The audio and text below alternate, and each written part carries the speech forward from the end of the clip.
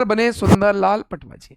ये शिवराज सिंह चौहान के गुरु हैं, समझ रहे। और इन्होंने क्या ही चेला बनाया होगा कि एमपी के सबसे लंबे समय तक सीएम कौन रहे? शिवराज सिंह चौहान जी। तो सुंदरलाल पटवा जी शिवराज सिंह के गुरु हैं। इन्हें राजनीति का घाघ कहते हैं। घाघ समझ रहे, एक्सपर्ट। तो पूरे एमपी में आज तक के सबसे खतरनाक पॉलिटिशियन अगर कोई है, कानों में बाल ऐसे ही थोड़ी आए हैं, समझ रहे। तो ये है सुंदरलाल पटवा जी। क्या नाम इनका?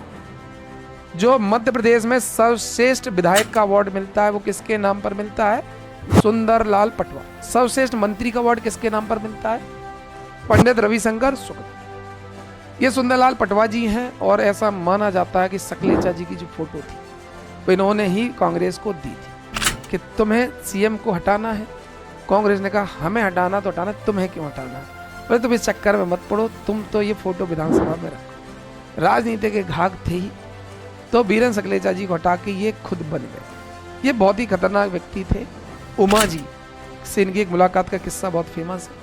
उमा जी से इन्होंने कहा, उमा जी इन्हें पता था कि इनके बाद अगर कोई सीएम बनेगा बीजेपी से उमा जी, क्योंकि उमा जी ने विद्यावती चतुर्वेदी जी को चुनाव हरा था। आप लोग छतरपुर के नहीं है, जो छतरपुर साइड का होगा उसको एक नेता का नाम पता होगा, विद्यावती चतुर्वेदी। उनके बेटे अभी सत्यव्रत चतुर्वेदी, अब उतने एक्टिव नहीं है, पर बहुत बड़ी लीडर थी विद्यावती चतुर्वेदी जी। उनको कोई कभी हरा नहीं पाता था। उमा जी भी पहली बार उनसे चुनाव हारी ही थी, पर दूसरी बार में हरा दिया।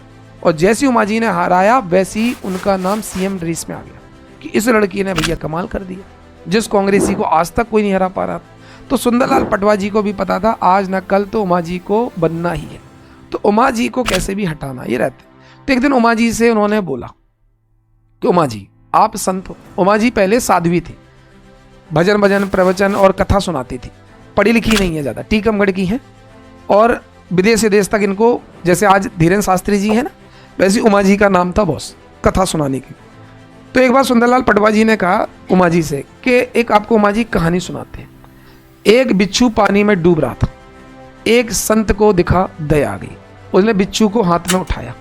बिच्छू अपना स्वभाव नहीं छोड़ता, उसने डंक, उसे मतलब नहीं उसको बचा रहे हो क्या कर रहे हो, उसे तो डंक मारना ही। संत को डंक लगा, उसने बिच्छू छोड़ दिया, पर संत का दिल तो सॉफ्ट होता ही है। उसने फिर से बिच्छू कि वो बिच्छू फिर डूबने लगा, फिर संत ने उठाया, फिर डंक मार दिया। संत को फिर जहर लगा, उसने फिर छोड़ दिया। यही बार बार चल रहा था।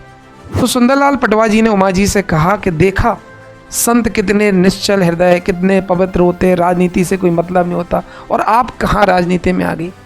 एक वो संत देखो जो बार बार डंक के बाद भी बिच्छू को बचा रहा, और एक आपको सीएम बनना है। तो माँ जी का एक बयान था, तो काटना बंद करो, है ना।